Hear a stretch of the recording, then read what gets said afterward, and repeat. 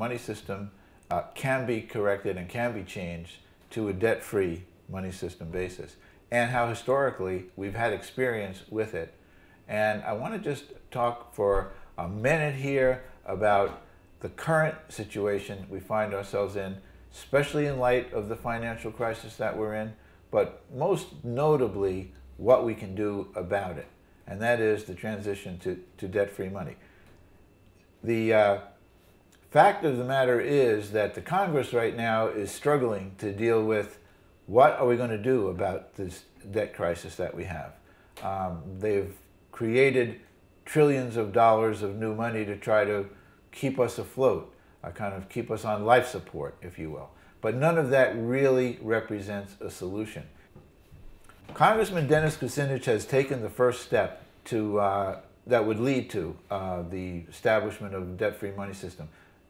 Not introducing that legislation, but legislation that would call for a real audit of the Federal Reserve banking system, a real audit of the Federal Reserve. We've never had a real audit, and we need to have a real audit to find out what's going on with all the money that has been created.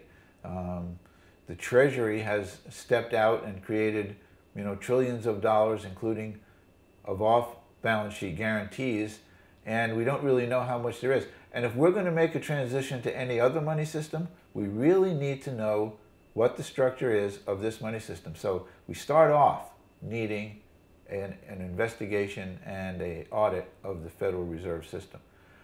However, that only lays the groundwork for what can come with debt-free money. Now, Congressman Kucinich has stated his intention to put legislation forward that would mirror or mimic the proposals of the American Monetary Institute for reform of the monetary system. And the essence of the American Monetary Institute's proposals very much mirror the actions that were advocated in the Chicago Plan for Banking Reform. So we could say that they are, number one, the abolishment, if you will, of the present private banking system of the Federal Reserve. So there would not be a Federal Reserve, and its functions would be taken into the Treasury system. And then number two, the inability of any private bank, regardless of whether they were part of the Federal Reserve System or not, to create any money as a debt. And that would mean that the end of the debt money system. Number three, the implementation of a Treasury system of issue, and that Treasury system of issue would operate on the basis of the need for new money in that then current year. So in a way, it would be similar to the objectives of the present money system, in that we need new money to be created, and that money would be created by the Treasury in the proper amount, just like Benjamin Franklin told the Europeans, that in the proper amount, issued debt-free into existence, we now have provided the means of exchange in the economy. And those are really the essential elements of the debt-free money system. Now, in the proposals from the American Monetary Institute, we have further specificity with regard to what happens to the money. Because right now we just created something like a $780 billion stimulus program that I think is supposed to be implemented over 2 years. Well, that's great, because quite frankly, in a $13 trillion economy with rational growth, we're going to need approximately $350 billion of new money next year and the year after, etc. So how does that money come into existence? It comes into existence by the Treasury paying it. What's the Treasury going to pay it for? It's going to pay it for obligations of the federal government now and sharing in the obligations of the states. And I think this is a really important aspect of having a debt-free money system and a Treasury issue, most importantly, debt-free money system, that needs to be appreciated and understood. under that system, the payments for the infrastructure improvements that have been identified as necessary would be made from those Treasury payments. So we take care of the infrastructure. The government pays for its mandates, an important aspect of what we could do with debt-free money. That is to say, health, by the way, an important aspect of our economy, having a healthy population.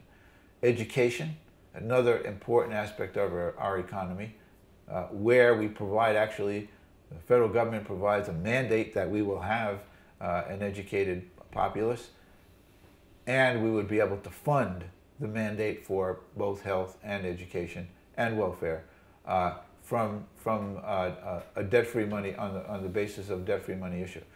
Now, the amount of money, and I just mentioned $350 million as 1 year's worth, would be an amount of money that would be a reduction in the tax obligations of the citizenry. So right there we have, the equivalent of a tax reduction on the citizenry, and it will automatically happen at whatever point the Treasury ends up putting its money back into the system. So if it pays for Social Security, which I hope it does, that money would flow back into the system at the user level.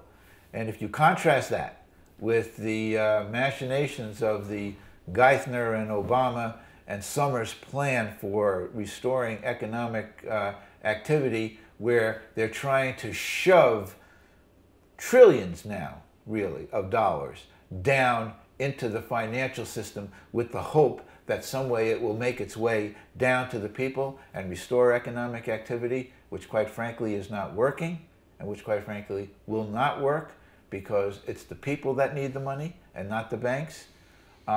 We could see how a debt-free money system and the money system that's proposed by the American Monetary Institute would have a tremendous benefit on the economy of this country and on the people of this country.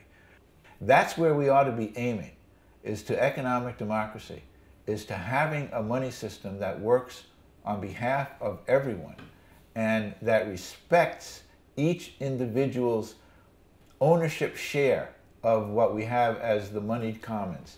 That's the objective of our economic stability program. That's the objective of our economic stability website. We want to have a dialogue as to how to bring that about, and we think the way to bring that about is to move forward with these types of proposals from the American Monetary Institute, and to push them forward through the Congress, and to get them established, and to begin the exit strategy right now from the debt money system into the debt-free money system. We know that it can be done. We know the reason why it was proposed by the economists after the 1929 crash was to restore economic stability, to put an end to all of the bubble and busts that have come from the debt money system, and to basically have a system that operates in a stable, fair, equitable, democratic manner. And all of that is achievable. All we need to do is to have the will to move this type of system forward. And I think that's where we're hoping to head. So thank you very much for listening, and let's have a little dialogue about this.